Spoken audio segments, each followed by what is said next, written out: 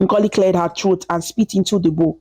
Then she tilted it, letting a slimy, sticky substance slide out and into the soup. The morning light was just bright enough now for Mamugo to catch a glimpse of the substance. It was pale and vicious, looking nasal mucus, and as it hit the bubbling soup, Nkoli quickly grabbed her ladle and stirred it in. Mamugo's eyes widened in horror.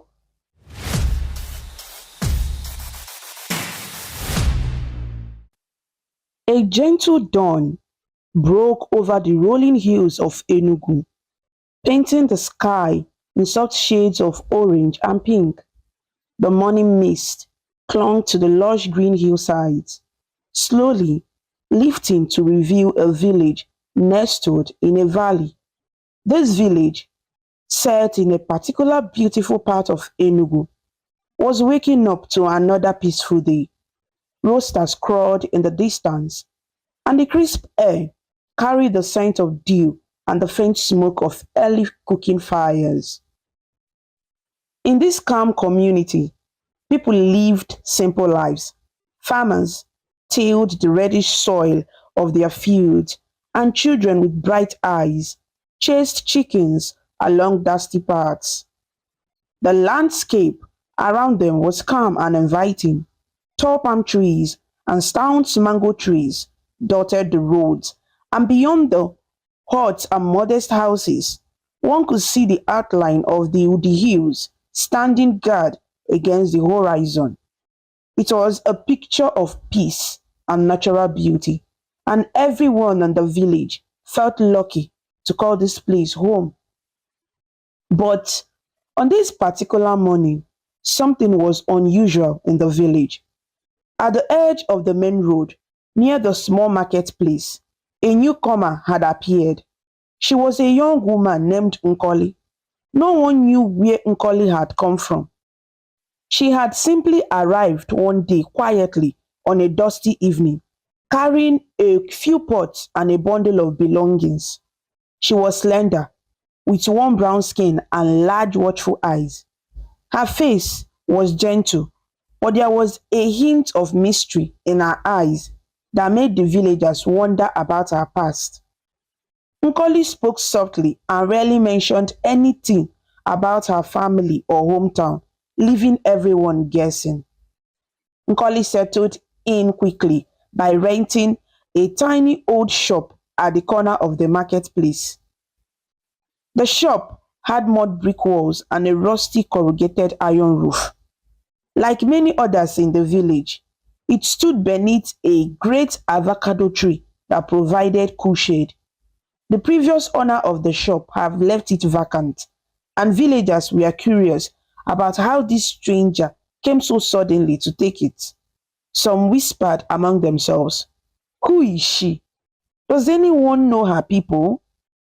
But Nkoli simply offered a polite smile to questions about her origin and changed the subject. She was pleasant enough, greeting her neighbors each morning with a quiet "Good morning, ma," or "Good morning, sir," in the local manner. Yet, she kept a certain distance. It was clear she wanted to build a new life here, and the villagers, being kind, decided to welcome her even if she remained a bit of a mystery. It wasn't long before Nkoli revealed why she had come. She was a cook and hoped to make a living selling food. The village market was small but busy, especially on market days, and there was always room for another good cook. So, one bright morning, Nkoli lit a fire in the open air kitchen behind her little shop. She placed a big blackened cooking pot on the fire. The smell of wood smoke rose into the fresh morning air as she prepared her ingredients. Villagers passing by could see her chopping vegetables and stirring soups diligently. She had a modest display table out front, covered with a clean but warm tablecloth, ready to serve whatever meals she prepared. At first, only a few curious people stopped to eat at Nkoli's stall. There was old Papa Nene, who was known to test any new cook's food out of curiosity. There were some children who had been sent on errands and returned hungry, and a traveling trader who was just passing through. Nkoli welcomed them quietly, with careful movements. She served them generous portions of her cooking into deep bowls. That first day, she had made a simple yam porridge with leafy greens and a side of pepper sauce. The dish looked ordinary, but the moment her first customers took a bite, their eyes widened with surprise and delight. "This is delicious!" Papa Nene exclaimed, his withered face breaking into a smile. He had expected the food to be decent at best, but this was better than anything he had eaten in a long while. The yam porridge was rich and comforting, with just the right amount of salt and spice. The vegetables were fresh and cooked to perfection. The pepper sauce had a gentle heat that tickled the tongue without burning. Even the aroma rising from the bowl was wonderful, like a blend of fresh herbs and something else he couldn't quite name. He quickly took another spoonful. The two children, a brother and sister, who had stopped by, nodded eagerly as they ate. "Auntie, your food is so nice," the little girl piped up to Nkoli, licking her spoon. Nkoli gave a humble bow of her head and smiled, thanking the child softly. The traveling trader, who was weary from his journey, found himself rejuvenated by the tasty meal. In no time, he finished everything Nkoli served him and asked for more to take on to the road. Nkoli's heart warmed at this compliment. With each praise, she responded quietly, "Thank you. I'm glad you like it. Please come again." Word spread through the village quickly after that first day. By the next morning, a few more people showed up at Nkoli's store, eager to test her cooking. Nkoli had woken up at sunrise to visit the local farmers market for fresh ingredients.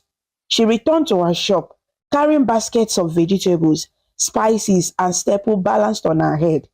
That day, she decided to make jollof rice with fried plantains and fish stew, a meal that was a favorite among many. As the rice simmered in tomato and spice, sending a mouth-watering aroma into the air, villagers found themselves drawn to Nkoli's corner by their noses. One by one, they came, farm hands on their break, mothers who didn't feel like cooking after the morning's chores, school children with a few coins given by their parents for lunch. They lined up in front of Nkoli's store, bowls and plates in hand, excitedly waiting for a taste of the new talked about food. "Please, give me one plate," a young man named Chidi requested, holding out a metal dish. "I've been hearing that your jollof rice is the best in town." Nkoli smiled gently and filled his dish with bright orange rice studded with bits of carrot and peas, placed a golden fried plantain slice on the side, and ladled a spoonful of rich fish stew over the top. Chidi paid and stepped aside, and the next customer came forward immediately. By noon that day, every grain of rice, every drop of spoon, and every plantain Nkoli had cooked was gone. She had sold out completely. Customers were satisfied and full, praising her food as they went back to their work or homes. Some even licked their fingers clean and vowed to return with friends the next day. Nkoli watched them go with a mild smile on her face. She was happy that her new business was doing well. In fact, it was doing unusually well. For a newcomer who nobody knew, selling out of food on only her second day was remarkable, perhaps too remarkable, some thought. Across the market, another food seller looked on with a frown. This was Mamugo, an older woman who had been selling her own cooking in the market for many years. She made a living feeding the village staples like beans porridge, roasted yam, and okra soup. Mamugo had her regular customers and her food was decent. But ever since Nkoli set up her store, Mamugo noticed a decline in her own business. Fewer people were coming to her, and some who used to buy from her daily had drifted over to the new girl's place. That afternoon, Mamugo sat on a wooden bench by her cooking stand, stirring her pot of soup absent-mindedly, while her eyes kept darting over to the lively crowd at Nkoli's shop. What is so special about her food? Mamugo muttered under her breath. Only one customer sat in front of her, slowly eating a plate of her yam and vegetable stew. Mamugo couldn't help but ask the young woman who was eating, have you tried that new girl's food? Is it truly better than mine? The customer, looking a bit uncomfortable, swallowed and replied softly, ah, Mamugo, people are saying her food is very tasty. I tried her rice yesterday. It was really good. Mamugo pressed her lips together tightly as the customer focused back on the meal quietly. The older woman felt a pang of both jealousy and worry. She had seen competition come and go, but never had she seen someone attract so many customers in such a short time. Maybe she just has a gift for cooking, offered a nearby fruit seller who had overheard. Some people are like that. Mamugo shook her head slowly. Hmm, gift or no gift, this is not normal, she said in a low voice, mostly to herself. She noticed how Nkoli always sold out and wondered how it was possible. Mamugo prided herself on her recipes passed down from her mother. Could this stranger's recipes be that much better? It stung her pride to think so. Something about it all felt strange, but she couldn't put a finger on it yet. That evening, as the sun set in a blaze of red and gold over the hills, Nkoli closed up her shop for the day. She washed her pots and cleaned the area quietly while humming an old song under her breath. The marketplace was nearly empty now. Most traders had gone home, and only the sounds of distant chatter and a few crickets chirping in the bushes filled the air. Nkoli picked up a small clay pot from a hidden corner of her cooking area. She held it carefully and slipped it into the folds of her wrapper, the colorful cloth she tied around her waist, before heading out. Instead of going straight to her home, a one-room mud house she rented at the far end of the village, Ngozi walked towards the outskirts of the village where the forest began. The path was narrow and quiet. She moved with purpose, as if familiar with the route, even though it was just her third night in the village. Tall trees with broad leaves formed dark cloud against the dimming sky. Nkoli's heart beat steadily. She was not afraid of the forest at twilight. In fact, she almost felt drawn to it. After a few minutes, she arrived at a small clearing deep among the trees, far enough that the village lights were no longer visible. In the center of the clearing stood an ancient iroko tree, its roots gnawed and protruding from the earth. By one of these large roots, there was a hollow that looked like a natural little cave. Nkoli knelt before this hollow space. She placed the clay pot she carried on the ground and opened its lid. Inside the pot was a thick, sticky substance, a mixture of special herbs, perhaps, but mostly a collection of mucus that she had saved from herself. Nkoli had been fighting a slight cold, or at least she pretended to have one. In truth, she let herself keep having a runny nose as part of a secret ritual. It was an unpleasant task that made her shiver with disgust each time, but she forced herself to do it. With a look of disgust, she dipped her finger into the slimy mixture and smeared a bit of it on the base of the great tree root.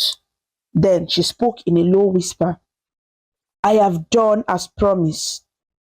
Accept this and continue to make my food desirable. Let all who taste it crave more. Let my pots always be empty by day's end. Her voice was shaky but determined. These words were part of a ritual prayer she had been taught. A faint stirring of wind rustled the leaves above as Nkoli finished speaking. As if some unseen spirit acknowledged her offering, she closed the clay pot and held it to her chest for a moment. In that still and lonely clearing, Nkoli remembered how she came to perform this strange ritual. Not long ago, in another town far from here, Nkoli had struggled terribly. She had tried to sell food there too, but no matter how hard she worked or how good her food was, people rarely bought from her. She often went home with unsold food and cried herself to sleep hungry. Desperate to escape poverty, Nkoli had consulted a traveling herbalist and diviner. The old man had peered at her with cloudy eyes and said he knew a way to guarantee her success. But it came at a price. He gave her a mixture of herbs to drink and a small charm, and he instructed her in no uncertain terms. Every meal you cook, you must put a part of yourself into it. As long as your essence is in the food, people will be drawn to it like ants to honey. They will eat and never suspect a thing. The more they eat, the more they will crave it. This is the sacrifice you must make for prosperity. Nkoli, innocent and eager for a solution, agreed. That very night, under the light of a crescent moon, the herbalist performed a secret ritual with Nkoli. She remembered trembling as she cut a strand of her hair and pricked her finger to add a drop of her blood to a bowl of strange dark liquid the man prepared. She drank the bitter portion, gagging at its foul taste. That was when he told her about the final requirement. Her catarrh, the mucus from her nose and throat, had to go into the food. It was binding agent of the charm, symbolizing that her life force mingled with the meal. It was disgusting. Nkoli had recoiled at the thought, but the old man insisted that without this, the charm would not hold. You will never go hungry again if you do this, he assured her in a grave voice. But if you ever stop, everything you gained will vanish or worse. Ever since that night, Nkoli had done as instructed. She moved far away, choosing a place where no one knew her, so they wouldn't question her strange habits. In each pot of soup or rice she cooked, she secretly mixed a spoonful of her catarrh. She made sure no one ever saw her do it, usually stirring it in when she was alone in the early dawn before customers arrived or when their attention was elsewhere. It made her feel shame and guilt. She knew it was a horrible thing to do, but the promise of success was too tempting, and indeed, it seemed to be working. Here she was in a new village, and already everyone loved her food. Nkoli tried to convince herself that no harm was being done. No one knows, she whispered to herself, still kneeling by the tree. It's just a little bit. It won't hurt anyone. They are all enjoying the food. I have a chance at a good life now. But deep in her heart, a note of worry tightened. She quickly silenced that feeling, picked up her clay pot, and stood up. The forest had grown darker, and the first stars of the night twinkled through the canopy of leaves. Nkoli felt a sudden chill and realized it was time to go back. She carefully hid the clay pot in a small sack she had brought and made her way out of the clearing. As she left, an owl hooted from somewhere high in the trees, and the sound echoed like a warning. Nkoli glanced back nervously, but the clearing was empty save for the rustling leaves. She hurried down the path toward the village, determined to put on a cheerful face for the next day's business, as if nothing unusual had happened that night. The next few days in the village followed a similar pattern. Nkoli would cook in the morning, and by the midday her food was completely sold out. More and more people came to her store, even from neighboring hamlets, when they heard of the delicious meals at the marketplace. Nkoli's eyes would light up humbly as she collected her earnings and had the praise. But always she remained cautious, never letting anyone come into her cooking area while she prepared her dishes. If a friendly neighbor or customer tried to peek into her pot, she would gently turn them away with a laugh, saying, it's not ready yet. Come back in a few minutes. Nobody thought much of this at first. After all, every cook guarded their kitchen to some extent. However, whispers of suspicion began to grow among a few villagers. Mamugo was not the only one who found Nkoli's sudden success odd. One evening, as the market was closing, Mamugo sat with her friend Adako, who sold vegetables, and with Papa Nene, the elderly man who had first tried Nkoli's yam porridge. They gathered under the avocado tree near Nkoli's closed shop, sharing their thoughts in hushed tones. I have lived in this village all my life, Papa Nene said quietly, adjusting his glasses. And I have tasted the cooking of every woman who set up here. Nkoli's food, it is truly good. But there is something about it I can't explain. It's like once you taste it, you just want to keep eating it every day. I found myself thinking about her food even at night, and that has never happened to me before. Adako nodded slowly. My own children refuse to eat my cooking these days, she admitted with a sigh. They are always asking for money to go buy food from Auntie Nkoli. Even when I cook their favorite okra soup, they grumble that it's not as good as Nkoli's stew. It's as if everyone has been under a spell, she whispered the last part, glancing around to ensure no one else had. Mamugo, with her arms folded tightly across her chest, leaned in and said in a low, firm voice, something is not right. People don't just appear out of nowhere and suddenly all the world loves their food so much that they forget others. I suspect she might be using, you know, some charm or juju. At that, Papa Nene frowned thoughtfully, and Adako's eyes widened a little. These were serious claims to make without proof. It's true, Mamugo continued, seeing their reaction. I didn't want to speak up without reason, but I've heard of such things happening elsewhere. In some towns, there have been stories about dark stories of food sellers using methods to attract customers. They say some cook with water used to wash dead bodies or add all sorts of filthy things to their food as sacrifices to dark spirits. She paused, noticing the shocked expression on her friends' faces. I'm not saying that's what Nkoli is doing, no, Mamugo clarified. But we must consider that something unnatural is at play. How else can we explain this? Hmm. This hold she has on everyone's appetite? Papa Nene looked uneasy. He had always been a rational man, but even he could not deny the peculiar craving he felt for Nkoli's meals. If you truly believe something is wrong, what do you suggest we do, Mamugo, eh? He asked. Mamugo pursed her lips. We need to watch her carefully. If she is doing something secret, we must catch her in the act. We cannot just throw accusations at an innocent person. But if our suspicions are correct, we owe it to the village to uncover the truth. It's for everyone's good, though. Adag shivered slightly as a cool evening breeze picked up. The idea that a friendly young woman like Nkoli could be hiding a dark secret in her cooking was frightening. Be careful though, she warned. If she really is using juju, confronting confronting her could be very dangerous.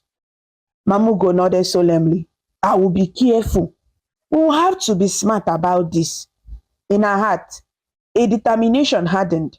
She decided that she would rise before dawn the next day and observe Nkoli's preparation quietly from afar. If there was any strange ingredient or ritual involved, she hoped to see it with her own eyes. Night fell, and the village slept under a blanket of twinkling stars. Nkoli, in her small room, also tried to sleep, but in her dreams that night, she was restless. She dreamt that she was stirring a giant pot, and no matter how much she stirred, the pot was full of slimy, greenish soup that smelled awful. In the dream, villagers were standing around her, watching silently with hollow eyes. When she woke up before dawn, sweat clung to her forehead, and she was filled with a sense of dread. She shook off the bad dream and prepared for the day, telling herself it was only a nightmare and nothing more. Before the first rooster crowed, Nkoli was already at her shop. The sky was still indigo, with the faintest hint of light on the horizon. She fetched water from the nearby well and started her fire. Today, she planned to cook a big pot of egusi soup, a rich melon seed soup with pounded yam, a meal sure to attract customers by afternoon. She moved about quietly, thinking she was alone at this hour. What Nkoli did not know was that she was not really alone. Hidden behind a stack of empty sacks and baskets a short distance away, Mamugo crouched, watching the young cook's every move with sharp, determined eyes. Nkoli worked skillfully as usual. She roasted some dried fish over the fire, ground her melon seeds for the egusi, and plucked fresh green vegetables. The soft cracking of fire and Nkoli's occasional cough were the only sounds in the still morning air.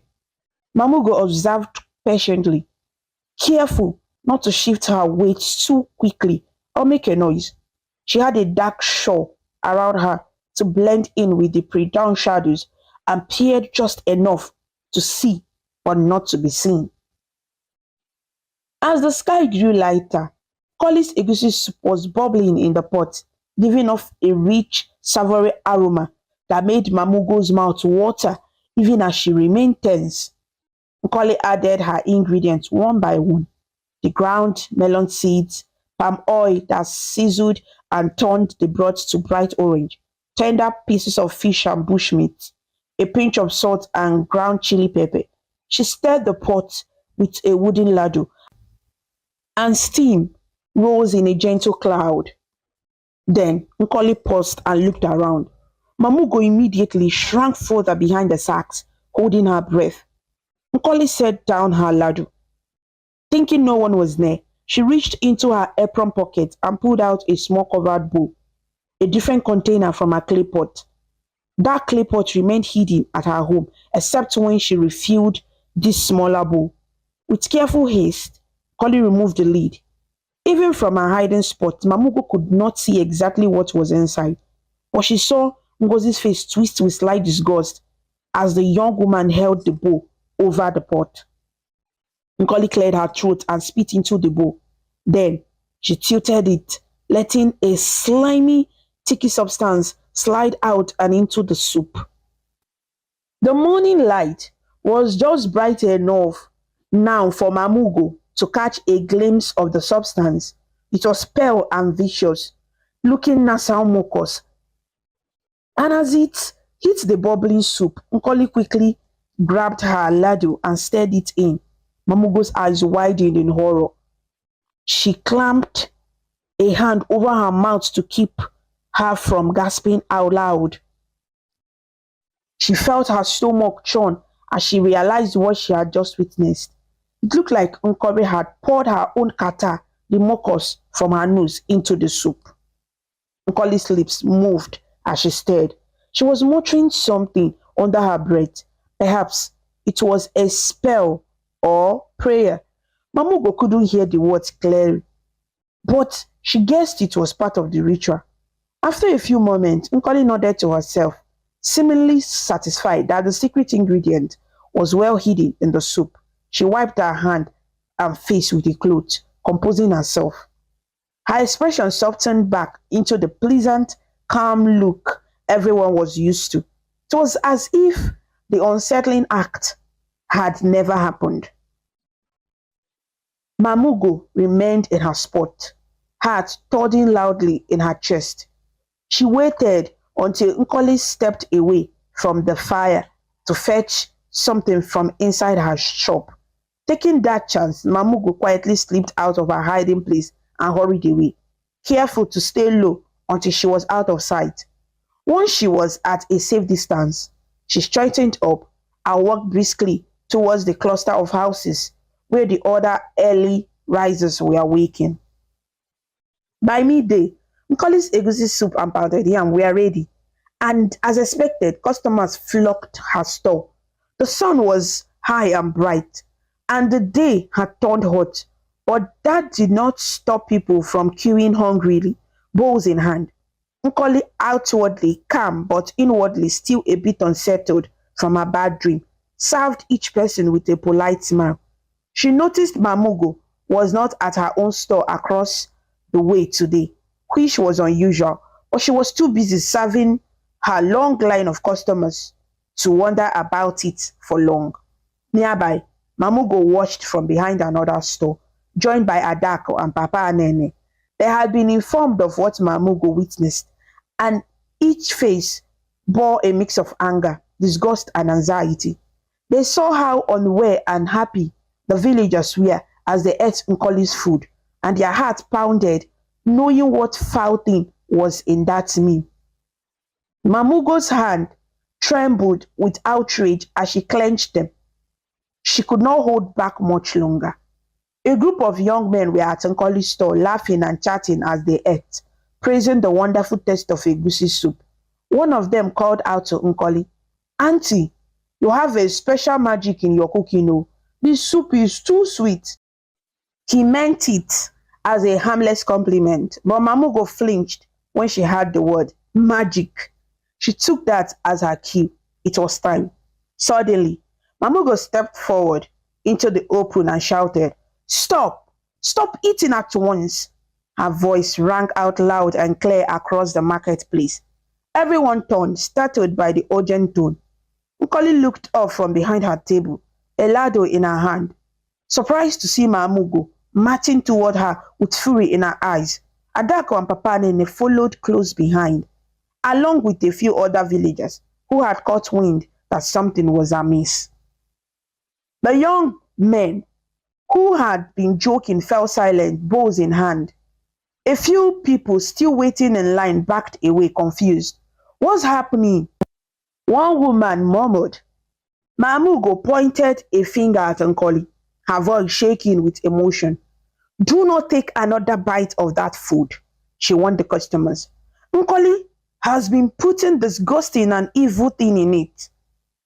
A collective gasp rose from the small crowd. Nkoli's eyes went wide with shock.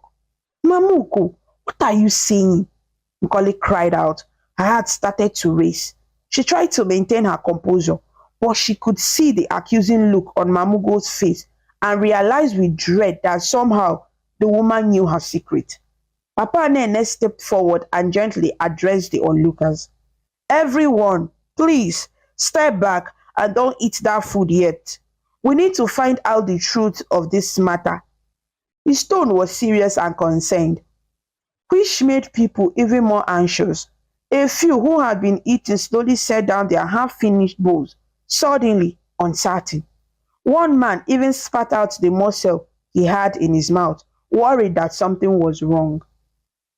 Nkoli felt a wave of panic as the murmurs grew. "What's going on? What did she do?" people asked one another. Children, sensing the tension, stayed close to their parents, eyes wide. Mamugo, gathering courage from the supportive murmurs around her, announced loudly, "This morning, while it was still dark, I saw Nkoli adding her own kata, yes, the mucus from her nose, into that pot of soup." Some people exclaimed in horror, others in disbelief. "Chineke, God forbid!" An old woman cried out, covering her mouth. A teenage boy made a gagging sound and stared at the bowl in his hands in revulsion. One of the young men who had praised the food earlier immediately threw his bowl to the ground, the contents spilling on the dust. The idea of what they might have been consuming churned everyone's stomach. Nkoli's knees felt weak. She clutched the edge of her table. No, no, that's a lie, she protested, shaking her head. Her voice was high with desperation. I would never do such a thing, Mamugo. Why are you saying this? She attempted to sound outraged, but there was a tremble in her voice. Nkoli's worst fear was coming true. She glanced around at the faces of her customers, many now looking angry or sickened. Adako stepped forward with sorrow in her eyes. She had always been kind-hearted, and even now looked at Nkoli with a mix of disappointment and pity. Nkoli, she said gently, Mamugo would not make such a claim without reason. Please, if there is any truth in this, it's better for you to confess now. Nkoli's eyes darted from Adako to Mamugo to the crowd. She shook her head again, tears starting to form. It's not true. They are jealous of me because I have many customers, she pleaded to the crowd, trying to regain their favor. I have done nothing wrong. Why would I put something like kata in my own food? Think about it. She managed a weak shaking laugh as if the idea was too crazy to believe. Some of the crowd hesitated. It was a strange claim indeed. A few of Nkoli's regular patrons didn't want to believe it. Yes, why would she do that? A man in a trader's apron muttered, looking unsure. It makes no sense, another customer said softly. Mamugo was prepared for this doubt. You want proof? She snapped. She moved around to the side of Nkoli's store, where the cooking pot still sat over a low fire, and where Nkoli's utensils and ingredients were arranged. Nkoli tried to block her path, but two other women gently held Nkoli by the arms to keep her from interfering. Nkoli struggled weakly, crying, Leave me! Leave me! But she was too overwhelmed to fight them off. With sharp eyes, Mamugo scanned the area. She saw a small ceramic bowl sitting on a stool near the cooking area, exactly the bowl she had seen Nkoli using that morning. There was a rag next to it, a rag stained with something slimy and yellowish. Mamugo picked up the rag gingerly and held it up. Look at this, she said. The people craned their necks. Even from a distance, they could see the rag was damp and had an icky, glistening stain. Adako moved closer, then clinched. That looks like mucus, she said quietly, feeling sick. Nkoli's face crumpled. She knew that rag was what she used to constantly wipe her runny nose while cooking. It was as good as evidence. I have a cold, Nkoli said weakly, trying to find another excuse. My nose has been running. I just used that rag to clean it, that's all. Mamugo wasn't satisfied with just the rag. She grabbed the small bowl and peered inside. Along the inner sides of the bowl, there was a trace of a sticky pale green film. She turned the bowl upside down over her palm, and a stringly drop of the stuff fell onto her hand. Mamugo felt disgusted but held her composure. She held out her hand to show the crowd. Here is what she adds to your food, she shouted. The crowd erupted at this evidence. People began shouting in anger and dismay. Some women wailed, and children hid behind their parents. Sophia Kwa, what an abomination, cried one man. Others yelled things like, we trusted you, and how could you do this? A few villagers who had eaten Nkoli's meals even the day before felt their stomachs turn. One or two ran aside to retch, suddenly feeling sick knowing what had been in the food. Nkoli broke into sobs. Please, I'm sorry, she wailed, her denial collapsing in the face of the evidence and the crowd's reaction.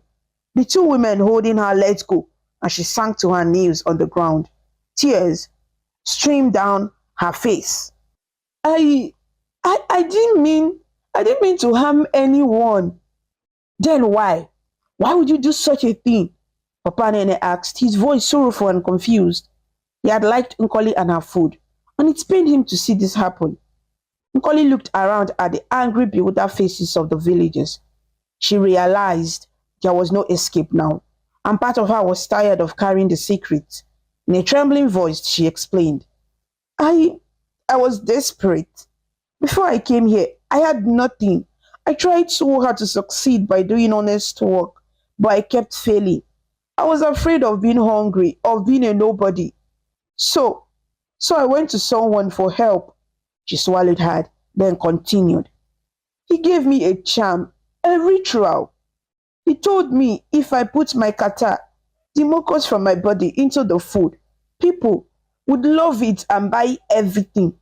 I thought it was just superstition, but when I tried it, it seemed to work. The crowd listened in a mix of fascination and disgust. As Nkoli spoke, her voice cracked with remorse. I know I was wrong. I knew it was terrible, a terrible, terrible thing to do, but I was blinded by my wish to never be poor and hungry again. I'm sorry. I'm so sorry. I never wanted to hurt anyone. I thought I thought it would only make people like like the test more. I didn't think of how disgusting or dishonest it was. I didn't think of the harm it would cause. Some faces in the crowd softened slightly at her confession, hearing the desperation and sorrow in her voice, but others remained furious. So you bewitched us for our money? Someone shouted. All our money. We ate your filth. A woman cried, covering her face in anger and shame. Mamugo stepped back, breathing heavily. She had achieved her goal of exposing Nkoli, but even she felt a sting of sadness seeing the young woman sobbing on the ground. Still, what Nkoli had done was beyond forgiveness for many. You used all of us, Mamugo said bitterly.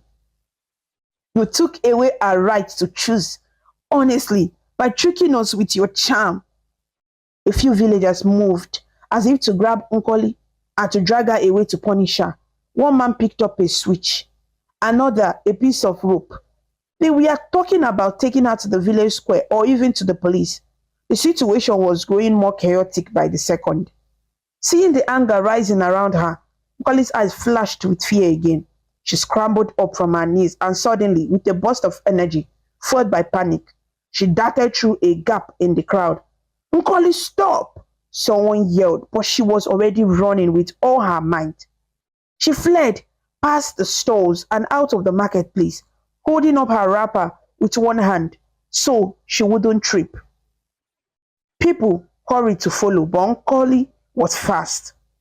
Feet pounded the dirt roads as a handful of young men chased after her, and others followed behind at a sprint. Nkoli headed towards the outskirts of the village, the same direction of the forest clearing she had visited the night before. Perhaps she thought she could hide there, or that the spirits she served might protect her. The mid-afternoon sun beat down, and sweat poured down Nkoli's face as she ran, tears blurring her vision. She reached the line of trees where the village ended and the forest began. The villagers were still some distance behind, though they hadn't given up the chase. Nkoli dashed into the shadows of the forest. Birds and small animals scattered at the sudden intrusion of a running human. Deeper and deeper, Nkoli went.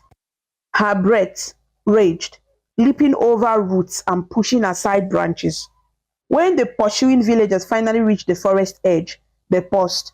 The forest was thick and dark even in daytime, and many were hesitant to go far inside, especially knowing that Nkoli had performed dark rituals there. Nkoli, come out! Shouted one of the braver men. Adako, who had followed at a distance, stood wringing her hands in worry. She did not want anyone to be harmed, not even Nkoli, but she also feared what Nkoli might do if cornered.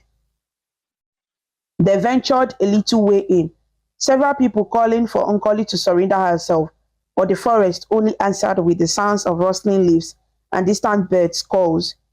It was as if Nkoli had vanished completely among the trees. Indeed, as Nkoli ran, she somehow found her way back to the clearing with the ancient Iroko tree. Out of breath and shaking, she pressed her back against the huge trunk. Help me! Help me! Help me, please! She whispered to no one in particular, perhaps to the spirit or just to the air. There was no answer except the rustle of leaves. Back at the forest edge, Mamugo advised caution. Let her go, she told the younger men who wanted to keep searching. This is now in the hands of God and whatever spirit she chooses to deal with.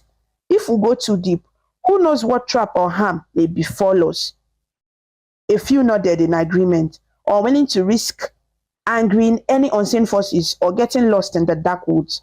And so, slowly, the villagers turned back, leaving the forest in silence. Nkoli watched through tears as the voices of the villagers grew distant.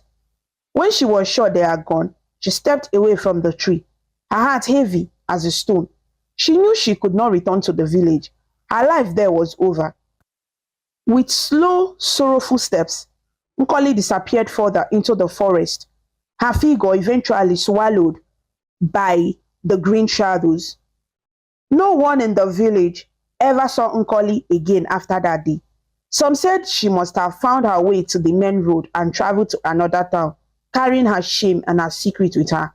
Others whispered in fear that perhaps the spirit she served took her as payment for breaking her promise or for failing the ritual. A few compassionate souls like Adako prayed that Nkoli found a way to learn from her mistakes and survive somewhere without resorting to dark practices again. In the days that followed, the village tried to return to normal. The people scrubbed and cleaned Nkoli's old store thoroughly, throwing away her pots and utensils, unable to bear the thought of reusing them. They invited a local pastor and also the village elder to perform prayers and cleansing rites in the marketplace to chase away any lingering bad spirit or curses. Mamogo's store became busy again as villagers returned loyally to her and other honest food vendors, though many did so with a new sense of caution. Parents used the tale of Nkoli as a lesson for their children. Adako, for instance, sat her children down and gently explained what had happened. You see, she told them softly, greed and desperation made Nkoli do a terrible thing. She chose a wrong path because she was impatient and afraid. In life, we must work hard and be patient for success, and never ever harm others or deceive them to get our way. It might bring riches for a short time, but in the end, it leads to shame and disaster. The children nodded, eyes wide as they absorbed the lesson. Likewise, the elders in the village told the youth, no matter how tempting it is, do not dabble in dark practices. There is always a heavy price. And be careful whom you trust and what you eat. Not everything that tastes good is good for you. These words sank in deeply. For a long time after, anyone who remembered Nkoli's story felt both a pang of pity and a surge of caution. As for Nkoli's little shop under the avocado tree, it remained empty for a while. The avocado tree itself continued to bear fruit and give shade, oblivious to the drama that had unfolded beneath it. Now and then, a traveler passing through would ask, wasn't there a woman who cooked delicious meals here once? As the villagers would exchange glances and then share the tale of the mysterious cook who arrived from nowhere and vanished without a trace after a dark secret was revealed. It became a local legend, a story told around fires at night to teach children and warn them. Life in the beautiful hills of Enugu went on. Wiser than before, the sun rises there still as golden, the hills as green, and the laughter of children as bright.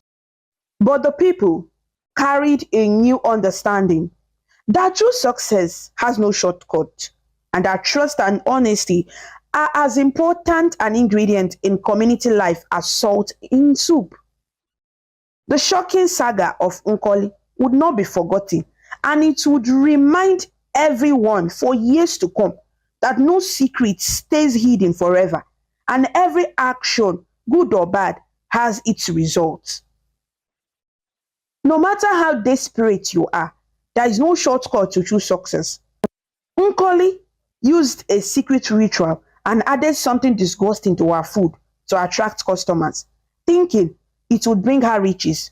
But in the end, her secret was exposed, and she lost everything, including her place in the community. The lesson is this: do not harm others, just to help yourself. What is done in secret will one day come to light.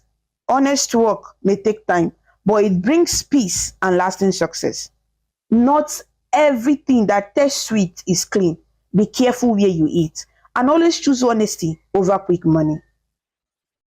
Thank you so much for watching this amazing story about Nkoli on African Stories by V. If you liked this story, please show your support by clicking the like button, sharing with your friends, and leaving a comment below. To see more interesting stories and learn about different cultures, subscribe to African Stories by V. And do not forget to ring the notification bell so you never miss a new story. Your support means a lot and helps us bring more stories to you. Until we meet again, stay connected, stay inspired, and keep smiling.